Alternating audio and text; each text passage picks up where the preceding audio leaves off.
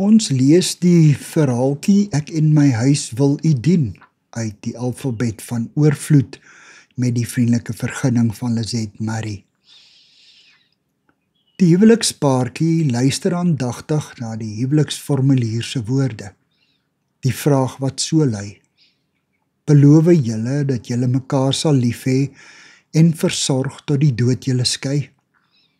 Hulle beloof plegtig, met sterre in die oë en met vaste, helder stemme. Ja, die pa en ma kyk met blink oë na hulle eersteling. Hulle kan nie genoeg van die volmaakte mensie kry nie. Die baba met 'n opwip neusie soos sy ma, met sy pa se blou-swart oë en 'n trotse oupa se breë hande. Hy bring hulle steeds in vervoering, en dan sê hulle vir mekaar, hierdie baba is 'n geskenk uit God se hand, en hy is ons in, om te koester en groot te maak en op te voed. Sy toekoms is in ons hande. Hulle onderstreep die skrifgedeelte in Josua 24 vers 15, waar Josua vir die volk sê, maar as dit verkeerd is in julle oë om die Here te dien, kies dan vir julle vandag wie julle wil dien, of die gode wat julle vaders daar oor kan die Eufraat gedien het, of die gode van die Amorite in wie se land julle woon. Maar ek en my huis, ons sal die Here dien. En die jong ouers beloof mekaar opreg, ons en ons huis sal die Here dien.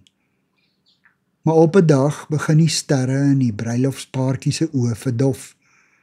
Die jubelende ja word 'n sagte, onseker mompeling. Die vrede en volkomendheid van saamwees word mettertyd deur onmin en onvergenoegdheid verdryf.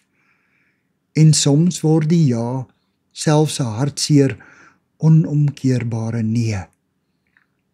In die proses van kinders grootmaak verloor ouers dikwels hul borrelende entoesiasme en hulle ondernemingsgees.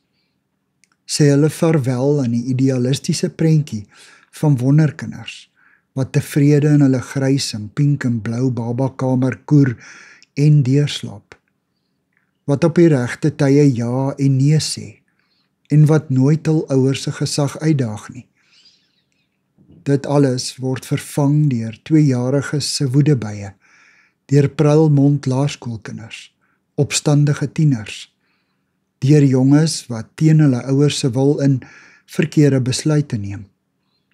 Die lewe se harde werklikhede lyk meestal anders as ons drome. Maar hierdie hardheid hoef ons nie moedeloos of sonder hoop te laat nie. God ken ons broosheid. Hy weet dat ons soms uitgeput en oorweldig voel. Hy verstaan ons magteloosheid wanneer ons nie antwoorde op die lewe se skynbaar sinlose beproewings het nie. Hy begryp dat dit in sulke tye moeilik is om aan ons voornemens vas te klou en om ons beloftes heelhartig uit te leef. God ken ons foute. Hy vra nie van ons om eksie-perfeksie te wees nie. Hy vra dat ons probeer. Hy vra dat ons ten spyte van ons onhandige pogings en flaters en onomkeerbare mislukkings nie omkyk sal lewe en ons self sal verwyd oor alles wat in ons gesin verkeerd loop nie. Ons dien 'n God van tweede kanse. Hy is die groot heelmaker, die baasrestoreerder. Meer nog, hy is die nuutskepper. Hy skryf ons skuld af en gooi ons loodsware sondelas, rugsak en al in die see se dieptes.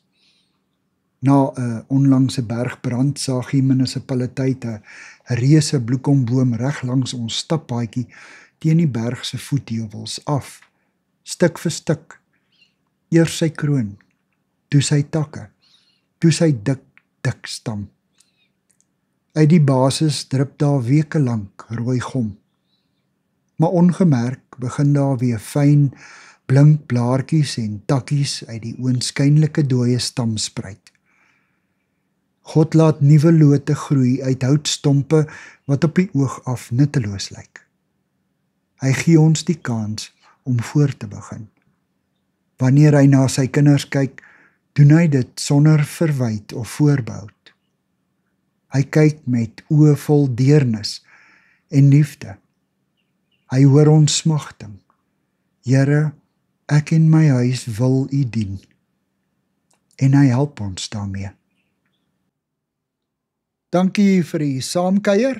Ek deel Lizet se kontak en webblad besonderhede in die inligtingsparagraaf van hierdie voorlesing. Daar is ook skakels na voorlesings van Lizet se ander publikasies wat op hierdie platform beskikbaar is.